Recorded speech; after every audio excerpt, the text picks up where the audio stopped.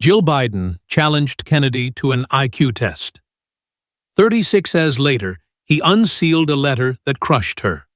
The Rayburn House office building in Washington, D.C. hummed with the usual energy of a high-stakes policy discussion, the kind where federal leaders gather to hash out ideas that could reshape lives across the nation. This particular panel, streamed live to an eager online audience, was billed as a cooperative bipartisan effort focused on revamping school funding formulas. Nothing too explosive, just rehearsed points, data-driven arguments, and perhaps a few measured exchanges to keep things engaging. Attendees, from staffers to journalists, settled in, expecting the standard fare charts on Title I allocations debates over equity versus excellence and calls for unity in education reform. But as the second hour ticked by, the atmosphere shifted unexpectedly when First Lady Jill Biden, known for her poised advocacy in education matters, leaned forward into her microphone. With a subtle smirk that hinted at confidence, she delivered a line that cut through the room like a sudden chill. "Maybe we should both take an IQ test to settle this once and for all." It wasn't yelled or laced with overt sarcasm.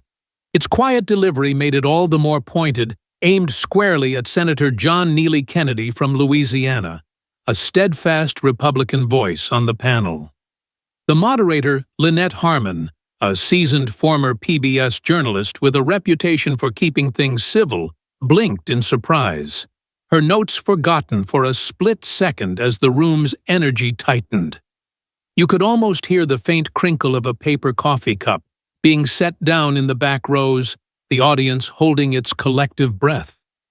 Kennedy, unflappable as ever, didn't react with indignation or haste. He simply tilted his head slightly, his eyes locked steadily on Biden, and responded in his signature soft, deliberate Southern drawl. "That your closing argument?" The microphone captured every nuance, broadcasting his calm clarity to viewers tuning in from coast to coast. Biden shrugged casually. "Just a thought," and turned back toward the moderator, clearly anticipating a swift pivot back to the agenda. But Kennedy wasn't one to let such a challenge slide. Without a measured response, he reached down with purposeful slowness, flipping open the front flap of his unassuming black briefcase. From a slim interior pocket, he extracted a pristine white envelope sealed tight and unmarked, save for the embossed golden insignia of the Congressional Testing Initiative CTI. Without uttering a word, he slid it across the polished table surface where it came to rest in the neutral space between them. A hushed gasp escaped from the press section nearby, and Lynette froze her gaze, bouncing rapidly between the two figures like she was witnessing a live-wire moment unfold. "I asked them to keep it sealed," Kennedy said evenly, his voice carrying that folksy wisdom that had endeared him to constituents back home, just in case. He leaned back in his chair, eyes unblinking, posture relaxed. No fidgeting, no bravado, just the quiet assurance of someone who comes prepared. Suddenly, the discussion on school budgets felt secondary. The envelope had commandeered the spotlight. Biden's expression betrayed a fleeting flicker of uncertainty. She didn't chuckle or push back immediately, instead eyeing the document as if it held unforeseen consequences. Lynette cleared her throat, regaining composure. "Senator Kennedy, are you implying that's your official IQ result from the CTI testing round last fall?" Kennedy nodded once, firm and understated. "Yes." A murmur rippled through the crowd. A quiet "damn" from one corner, a nervous laugh from another, as cameras refocused sharply, the live stream's viewer counter beginning its rapid ascent. Biden shifted subtly in her seat, her smile returning, but lacking its earlier warmth, not quite reaching her eyes. "You're serious?" she pressed. Dead Kennedy replied, then addressed Lynette directly. "You're welcome to open it if you'd like." In that instant, the panel transcended its policy roots, morphing into a pivotal moment One doesn't arrive at such events armed with sealed test scores, without foresight, without anticipating the long game. Lynette consulted the panel assistant, who in turn glanced at the staff attorney. A small headshake followed, but Kennedy interjected smoothly, "Legally, I can authorize it now. This is my property." The envelope lingered there center stage as Lynette picked it up with the gravity of a judge unsealing a verdict. Audience members leaned forward, phones hoisted to capture the scene, while Biden, the influential First Lady, remained silent, her posture adjusting ever so slightly, as if sensing the tide turning against her narrative. To grasp the build-up to this envelope revelation, one must rewind to the months preceding, where Biden and Kennedy, though political counterparts, embodied contrasting approaches within the same governmental framework. Kennedy had long commanded respect in congressional circles for his sharp intellect wrapped in unpretentious language, refusing to dilute his straightforward style to appease anyone. He spoke plainly, challenged assumptions head-on, and demanded the same rigor in return. Biden, with her established platform in education and public life, had taken note, as had her advisers, viewing his persistence as a hurdle to certain agendas. The tension simmered not from outright barbs, but from subtler dynamics. In joint sessions, Biden might redirect away from Kennedy's pointed queries. In private briefings, interruptions hovered just below the line of decorum. The flashpoint had been Kennedy's education equity proposal, a meticulously crafted plan he'd developed over nearly a year to recalibrate funding algorithms favoring affluent districts. Biden opposed it, arguing it undermined high-performing schools. Their public clash peaked at a subcommittee hearing in Indianapolis, where Kennedy highlighted disparities: schools in underprivileged areas receiving 30% less funding than nearby affluent ones. Biden interjected twice, dismissing his plea for uninterrupted time with, "I'm just helping clarify for the audience." The exchange went viral, amplified by Kennedy's poised silence, allowing the cameras to document the interruption before he countered, "Do I look like I need your help clarifying anything?" Overnight, it amassed millions of views, transforming their dynamic into a broader storyline. Reporters latched on, framing it as ideological friction, but at its core, it was about substance versus spin. Kennedy armed with data, Biden with strategic redirection. Behind closed doors, whispers in influential circles labeled Kennedy's ideas reckless or emotionally driven, prompting him to take a proactive step few knew about enrolling in the CTI, a voluntary assessment for leaders evaluating cognitive agility, stress-based problem-solving, and executive functions. He completed it anonymously in a testing center near Baton Rouge, confiding only in his chief of staff, explaining it as ammunition against inevitable doubts about his acumen. He hadn't anticipated using it, but carried the sealed results as a safeguard, quiet, personal, ready. Then Biden's on-camera provocation on a unity-focused panel thrust it into the light, tilting the balance irrevocably. Kennedy's early life in Zachary, Louisiana, forged his resilient character amid modest surroundings, homes filled with the aromas of homemade meals, parents juggling teaching and farming duties, instilling independence from a young age. He mastered self-reliance, early stretching resources, and tackling schoolwork with fervor, excelling in puzzles, debates, and history, despite peer distractions.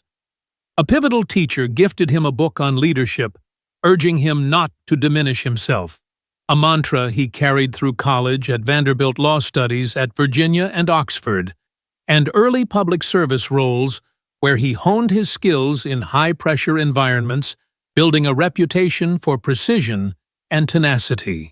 His entry into politics stemmed from grassroots calls for authentic representation, winning narrow victories and bringing that grounded energy to Washington, where he prioritized substance over spectacle. The envelope wasn't about ego for him. It was a defense against shifting narratives that question qualifications. And now, provoked by Biden, the moment arrived. As the commercial break ended, room 2.141 pulsed with altered energy, the panel's core topic of funding reforms now overshadowed. Kennedy arrived equipped with spreadsheets from Louisiana districts, case studies, and research binders. Biden with intent to steer. Lynette steered back. Let's discuss solutions. If the model's broken, what's the fix? Kennedy proposed. A framework balancing local taxes with need-based federal aids like in Texas models. Biden interjected, that assumes government knows better than families. Kennedy countered calmly.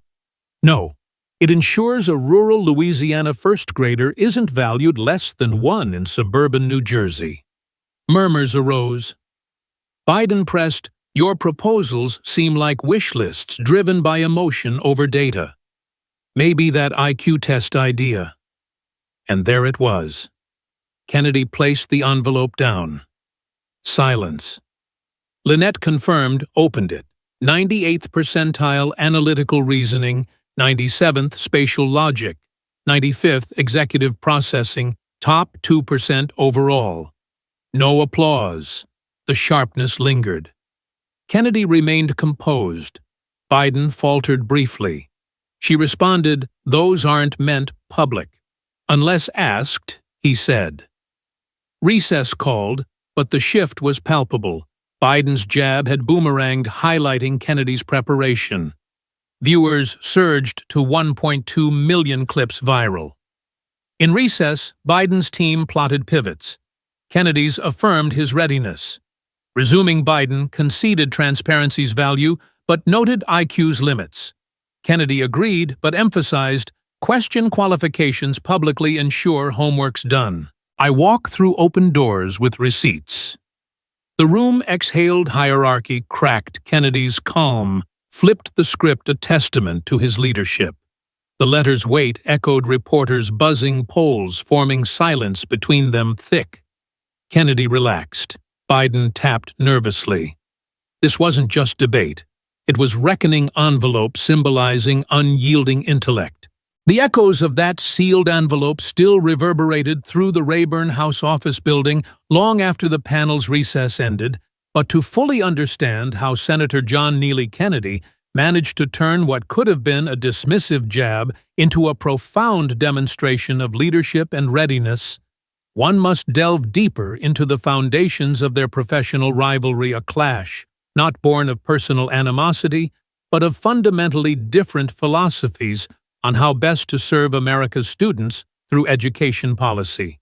At its core, this tension stemmed from contrasting visions. First Lady Jill Biden, leveraging her extensive experience as an educator and advocate, often championed comprehensive federal initiatives designed to promote equity through increased centralized funding. Standardized curricula reforms, and integrated support systems aimed at addressing broader societal inequalities within schools. She argued passionately for policies that viewed education as a holistic endeavor, one where government intervention could level the playing field by pouring resources into underserved areas, ensuring no child was left behind due to zip code or circumstance. Kennedy, however, approached the issue from a staunchly conservative perspective rooted in principles of limited government fiscal prudence and local empowerment, believing that the most effective reforms bubbled up from states and communities rather than being imposed from the top down. His arguments were always laced with practical wisdom, drawing on real-life examples from Louisiana's diverse landscapes, from bustling urban centers to quiet rural towns where he had seen firsthand how over-reliance on federal strings could stifle innovation and burden taxpayers without yielding sustainable results. Instead of expansive mandates, Kennedy advocated for targeted incentives like school choice vouchers, merit-based teacher pay, and streamlined funding formulas that rewarded performance and accountability, often illustrating his points with vivid, folksy metaphors that made complex economics accessible, such as comparing bloated bureaucratic spending to trying to bail out a sinking boat with a teaspoon while ignoring the hole in the hull. This style wasn't just rhetorical flair. It was a deliberate tool to connect with everyday Americans who felt disconnected from Washington's jargon-heavy debates, allowing Kennedy to bridge the gap between policy wonks and parents worried about their kids' futures. Their differences had been brewing in various forums, leading up to the panel, starting with a series of subcommittee hearings where Biden pushed for amendments to existing laws that would tie school funding more closely to diversity and inclusion metrics, emphasizing the need for culturally responsive teaching and environmental considerations in school infrastructure.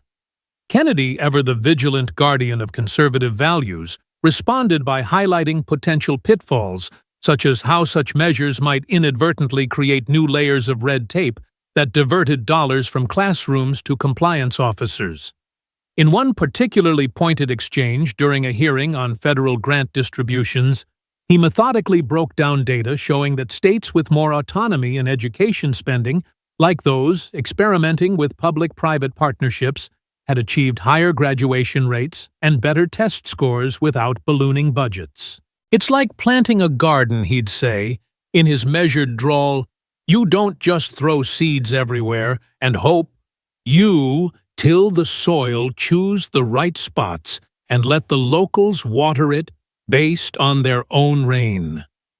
This analogy not only underscored his belief in decentralized decision-making, but also demonstrated his knack for distilling conservative economics into relatable terms, earning him applause from colleagues who valued his straightforward defense of taxpayer interests. Biden's rebuttals often circled back to the moral imperative of national standards to combat systemic biases. But Kennedy's responses remained unflinching, always backed by empirical evidence from conservative think tanks and state reports, refusing to let emotion override facts.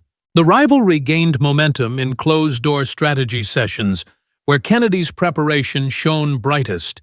He arrived not just with opinions, but with comprehensive dossiers, including economic models projecting long-term costs of proposed reforms and case studies from successful conservative-led initiatives in places like Florida and Texas, where voucher programs had empowered low-income families to access better schools. His chief of staff later recalled how Kennedy would spend late nights poring over these materials, cross-referencing data to anticipate every angle embodying the conservative ethoses of self-reliance and thoroughness that had defined his career. It was during one such briefing on equity proposals that Biden suggested his ideas were too narrow-focused, more on cost-cutting than comprehensive uplift, prompting Kennedy to counter with a gentle but firm reminder that saving $1 today means educating 2 kids tomorrow, a line that encapsulated his commitment to sustainable, responsible governance. These interactions weren't heated outbursts, but calculated sparring with Kennedy's calm persistence, often leaving a lasting impression on observers who noted how his approach avoided grandstanding in favor of substantive dissection, making him a formidable advocate for limited government solutions. As the friction built, Kennedy recognized the potential for challenges to escalate beyond policy into questions of capability, especially in an environment where conservative viewpoints were sometimes dismissed as outdated or simplistic.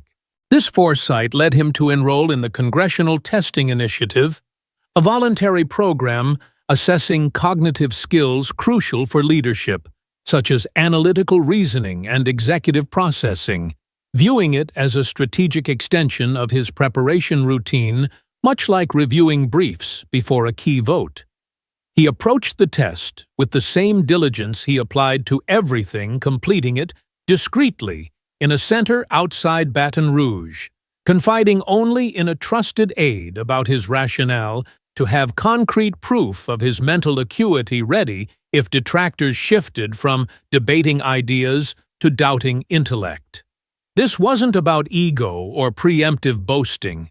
It aligned with his conservative principles of personal responsibility and readiness, ensuring he could defend not just his policies, but his capacity to craft them effectively. In the lead-up to the education panel, Kennedy's team conducted mock sessions simulating tough questions and refining arguments while he pored over funding algorithms and equity studies, always framing his positions around empowering families and educators at the ground level rather than expanding federal oversight. Biden, meanwhile, seemed poised to highlight progressive advancements, perhaps underestimating how Kennedy's blend of intellectual rigor and relatable rhetoric had built him a loyal following among those tired of Washington overreach. Their prior clashes had set a pattern, Biden advancing visionary inclusive reforms, Kennedy countering with pragmatic conservative safeguards that prioritized efficiency and choice. For instance, in a joint task force meeting on curriculum standards, Kennedy used data from international comparisons to argue against uniform mandates, noting how countries with flexible systems outperformed those with rigid ones, quipping that you don't win a race by tying everyone's shoes together. This not only reinforced his advocacy for state sovereignty, but also showcased his global perspective, informed by years of studying economic models that favored free market incentives in education. The build-up created an undercurrent of anticipation for the panel, where observers expected policy fireworks, but not the personal pivot that occurred. Kennedy's decision to carry the sealed CTI results stemmed directly from these experiences, a quiet assurance that if the conversation veered into territory-questioning qualifications, he could respond with undeniable evidence upholding the dignity of his role while exemplifying the conservative value of being prepared for any contingency. As the panel progressed post-recess, the roots of this rivalry informed every exchange with Kennedy's steady hand, guiding discussions back to core issues like accountability in spending his metaphors and facts, weaving a narrative of thoughtful leadership that resonated far beyond the room. The envelope moment wasn't an isolated incident, but the fruit of months of principled stands where Kennedy's commitment to conservative ideals, fiscal wisdom, local control, and intellectual honesty positioned him not as a reactant, but as a resolute force ready to illuminate truths when shadows of doubt were cast. This foundation not only explained his composure, but also hinted at the broader implications as reactions began to pour in from across the nation, signaling a shift in how such debates were perceived. As the panel in the Rayburn House office building wrapped up its formal proceedings, the true impact of Senator John Neely Kennedy's poised reveal began to unfold like a wave crashing far beyond the confines of room 2141, where what had started as a routine discussion on school funding formulas transformed into a viral spectacle that captured the nation's attention and sparked widespread admiration for Kennedy's unflappable demeanor and strategic foresight. In the immediate aftermath, as Lynette Harmon thanked the participants and the live stream faded to credits, the room didn't erupt into chaos, but simmered with a palpable buzz, staffers exchanging wide-eyed glances, journalists furiously typing on their laptops, and audience members pulling out phones to replay the moment on social media feeds that were already lighting up with clips of the envelope being opened. The viewer count, which had spiked to over 2 million during the peak, didn't drop off. Instead, it fueled a digital firestorm as snippets circulated across platforms with hashtags like #KennedyPrepared and #envelope-of-truth, trending within minutes, drawing praise from commentators who lauded Kennedy's handling as a masterclass in humility and intellect under pressure. Conservative outlets were quick to highlight how his calm response exemplified the best of Republican values: preparation, resilience, and a focus on facts over flair, while even neutral observers noted the senator's ability to redirect the conversation back to policy without gloating, a move that underscored his reputation as a thoughtful leader dedicated to serving Louisiana's families. On X, formerly Twitter, the video clip amassed millions of views in hours, with users posting reactions like, "Kennedy just showed what real leadership looks like," quiet strength, and sharp mind, and that envelope drop was pure class. No drama, just proof reflecting a groundswell of support that crossed party lines as everyday viewers appreciated how he turned a potential gotcha into an opportunity to emphasize substantive debate over personal barbs. Media pundits on cable news channels dissected the exchange during primetime segments, with one anchor from a major network saying Senator Kennedy didn't just defend himself, he elevated the entire discussion, reminding us that true intelligence shines through actions, not accusations, while online forums buzzed with threads analyzing his body language, how he remained seated, calmly, hands folded, eyes steady, embodying the conservative ideal of steadiness in the face of adversity. Back in the room as attendees filed out, Kennedy didn't linger for backslaps or interviews. Instead, he gathered his notes with the same methodical care he applied to everything, sharing a brief nod with his team before heading to a side corridor where his chief of staff handed him a fresh bottle of water and murmured, "That was textbook. You kept it about the issues." Kennedy's response was characteristically understated, a slight smile and a quiet, "Folks deserve better than distractions.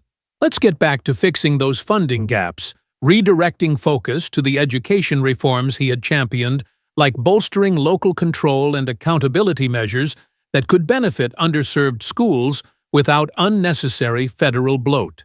This humility only amplified the positive reactions pouring in. Educators from Louisiana emailed his office with messages of thanks. One teacher, writing, "Watching you stay composed, inspired my students.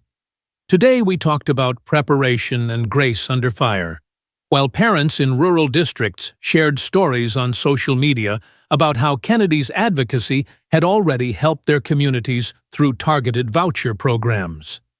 The clip's virality extended to unexpected corners, with late-night shows incorporating light-hearted spoofs that portrayed Kennedy as the unflappable hero, using animations of envelopes crushing debates, but always in a way that highlighted his wit and wisdom rather than mockery.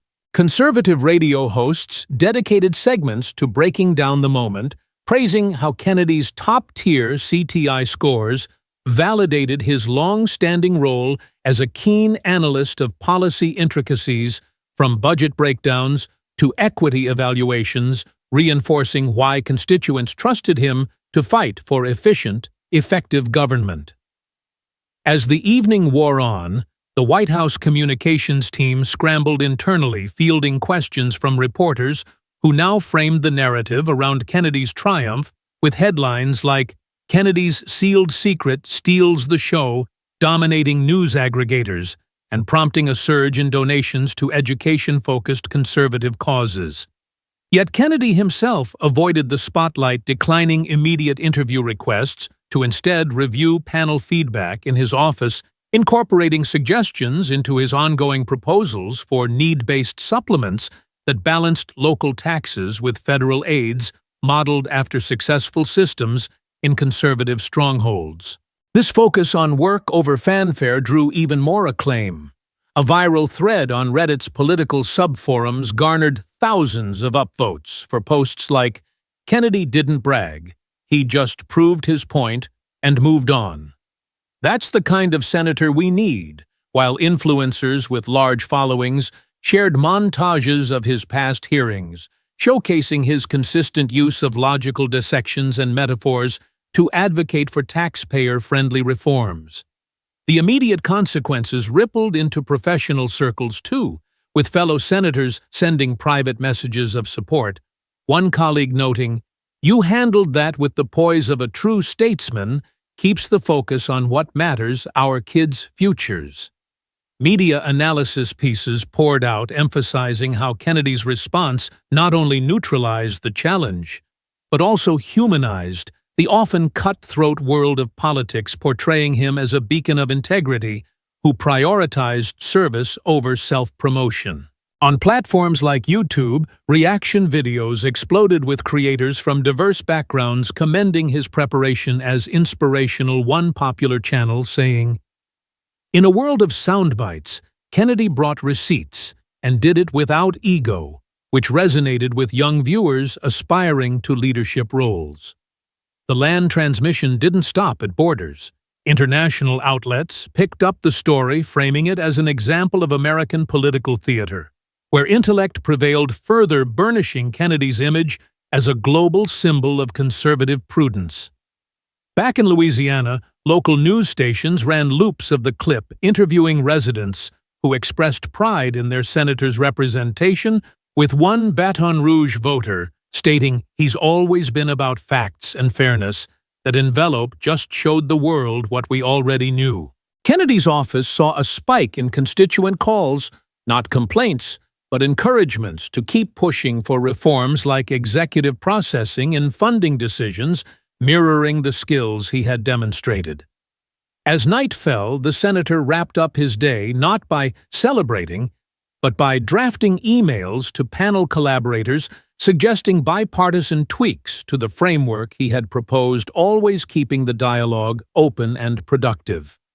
This approach only fueled more positive commentary online, with polls emerging that showed increased trust in Kennedy's handling of education issues, voters appreciating his blend of analytical prowess and approachable style. The reactions weren't unanimous, of course, but the overwhelming sentiment leaned toward admiration for how he maintained decorum, turning a tense moment into a teachable one about the value of readiness and respect in public service. Conservative think tanks issued statements applauding his defense of merit and preparation, linking it to broader themes of individual empowerment over governmental overreach, while social media algorithms pushed the content further, ensuring millions more saw Kennedy's quiet victory. In the end, the immediate fallout wasn't just about the envelope. It was about reaffirming Kennedy's role as a dedicated public servant, whose actions spoke louder than any test score, inspiring a wave of discourse on what true leadership entails in an era of polarized debates. As clips continued to circulate into the following days, the narrative solidified. Kennedy had not only weathered the storm, but navigated it with grace, keeping the spotlight on policy progress and earning accolades for his exemplary conduct. The dust may have settled on the viral whirlwind that followed Senator John Neely Kennedy's envelope moment at the Rayburn panel, but its reverberations continued to shape not just political discourse, but the broader conversation about leadership preparation and the power of understated resilience long after the headlines faded and late-night shows moved on to their next punchline. What began as a fleeting exchange, a challenge from First Lady Jill Biden, met with Kennedy's calm unveiling of his Congressional Testing Initiative CTI results, morphed into something far greater. A cultural touchstone that inspired teachers, students, professionals, and everyday Americans to reflect on what it means to stand ready in the face of doubt, to lead with humility rather than hubris, and to prioritize substance over spectacle in a world increasingly driven by sound bites and snap judgments. The moment wasn't just about a test score in the top 2% for analytical reasoning, spatial logic, and executive processing. It was about the deeper truth. Kennedy embodied a conservative ethos of self-reliance, preparation, and quiet strength that resonated across diverse audiences, from rural Louisiana classrooms to urban community centers, sparking discussions on how to navigate life's challenges with grace and conviction. The long-term impact of this event unfolded in ways both measurable and intangible, as it became a symbol of how to turn adversity into opportunity, not through loud retaliation, but through the steady, deliberate presentation of facts, offering a masterclass in leadership that extended far beyond the walls of Washington, D.C. In the weeks and months following the panel, the narrative around Kennedy solidified as one of principled leadership. Social media platforms, particularly X, saw a sustained wave of engagement with users, sharing clips of the envelope reveal alongside captions like, "This is how you handle a challenge without losing your cool." And Kennedy showed us what real leadership looks like: facts over feelings every time. Conservative commentators seized on the moment to highlight how Kennedy's response aligned with core Republican values, individual accountability, preparation for scrutiny, and a commitment to serving constituents over chasing personal glory. One prominent radio host dedicated an entire segment to dissecting the exchange, noting Senator Kennedy didn't just win a debate. He reminded us that conservatives win by doing the work, not by shouting the loudest. Yet the admiration wasn't confined to partisan lines. Moderate and even progressive voices acknowledged his poise, with a well-known education blogger writing agree or disagree with his policies. Kennedy's readiness and restraint are a lesson for anyone in public life. This cross-ideological respect underscored a key lesson: true leadership transcends party, resonating with anyone who values competence and composure under pressure. Schools began weaving the story into curricula, particularly in civics and leadership classes, where teachers used it to spark discussions on preparation and resilience. A middle school in Baton Rouge, for instance, launched a Ready Like Kennedy program, encouraging students to prepare thoroughly for presentations and debates, emphasizing that confidence comes from effort, not bravado. One student's essay, later shared on a local news site, captured the sentiment: Senator Kennedy didn't yell or get mad, he just showed up ready. And that made me want to study harder for my next test. The broader societal impact was evident in how the moment inspired individuals to reflect on their own encounters with underestimation. Across workplaces, community groups, and even family discussions, people began sharing stories of times they'd been doubted, whether for their background, style, or ideas, and how Kennedy's example motivated them to respond with evidence of their worth rather than emotional outbursts. A young professional in New Orleans posted a widely shared video on YouTube recounting how she'd been overlooked in a corporate meeting, but inspired by Kennedy, prepared a detailed report that silenced her critics, earning her a promotion. He showed me, you don't have to be the loudest in the room, just the most prepared, she said, echoing a sentiment that became a rallying cry for many. This ripple effect extended to online forums where threads like "What's your envelope?" encouraged users to share their own receipts, moments when preparation paid off in the face of skepticism, from acing a tough job interview to winning a community grant with a well-crafted proposal. These stories highlighted a universal truth: everyone carries their own envelope, whether it's a degree, a skill, or a quiet resilience forged through hardship, and Kennedy's moment gave them permission to wield it confidently. Educationally, the incident became a catalyst for deeper conversations about recognizing diverse forms of intelligence. Kennedy's CTI scores weren't just numbers. They were a rebuttal to assumptions that his folksy Southern drawl or conservative stance implied lesser sophistication. This resonated powerfully in communities often stereotyped, particularly in rural areas, where residents felt validated seeing one of their own outmaneuver a high-profile challenge without compromising authenticity. A community college instructor in Shreveport used the clip in a seminar, asking students to analyze how Kennedy's delivery, plain-spoken yet precise, challenged biases about regional accents, prompting a lively debate on how society equates intelligence with polished presentation rather than substance. The lesson was clear: intelligence manifests in many forms, and dismissing it based on style is a shortcut to misjudgment. This discussion dovetailed with Kennedy's broader advocacy for education policies that empower local communities, reinforcing his argument that diverse needs are best met by tailored state-led solutions rather than uniform federal mandates.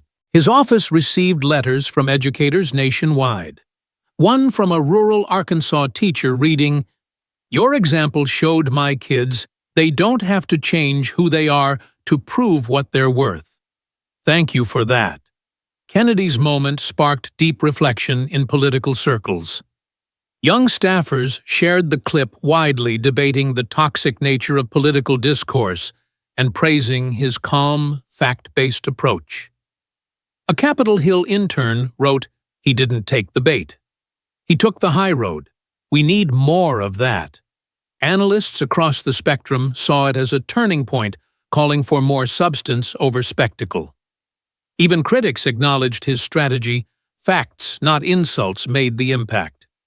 Personally, Kennedy avoided the spotlight. He turned down interviews, focusing instead on strengthening his education equity proposal.